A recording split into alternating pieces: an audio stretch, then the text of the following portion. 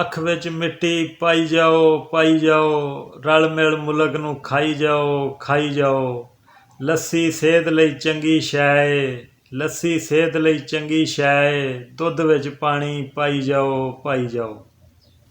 अस्सलाम वालेकुम दोस्तों, उम्मीद करना सारे ठीक होवोगे। अज की नज़म हैगी है हल्कियां फुल्कियां बद दुआवां। उम्मीद तुहानू पसंद आएगी। तो उस तो पहला दो शेर सुनाना तुहानू। कहता है कि एक सेकंड की फुर्सत नहीं है भोरा जिन्ना काम भी कोई नहीं। एक सेकंड की फुर्सत नहीं है भोरा जिन्ना काम भी कोई नहीं। कोडी जिन्नी खुशी भी नहीं है रत्ती जिन्ना गम भी कोई नहीं। और डॉक्टर उसकी नबज़ फड़ के बैठे हुए हैं हके बके। डॉक्टर उसकी नबज़ फड़ के बैठे हुए हैं हके बके।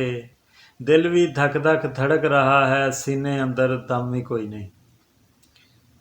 जा तेरी खखड़ी फिक्की निकले खीरा निकले कौड़ा। रब करे तेनू खाना पै जाए डाढा गरम पकौड़ा। जा तेरे पिंडे उत्ते ढिले हो जाण कपड़े। खुरग भी तेनू उत्थे होवे जिथे हथ ना अपड़े। एक मुक्के ते पै जाए होर एक नवीं पसूड़ी। शाला तेनू सुते पे नू लड़ जाए कोई तमूड़ी। जेड़ी गल जरूरी होवे भुल जावे तेनू। ऐनक किथे रखी सी ये याद ना आवे तेनू। ते कदी ना होवे पूरी। तेनू जेड़ी आवे शाला रह जाए निछ अधूरी। ते मगरों लवे ना तेरे भावें ओनू मारे पखी। शाला तेरे नक दे उत्ते लुडियां पावे मक्खी। ते मच्छर तेनू घेरा पावे जिथे डावें मंजी। भुर जाण उसदे दंदे तेरी कंघी हो जाए गंजी। जा तेरी कुकड़ी कुड़क मल्ले ते कुड़क भी लम्मा सारा।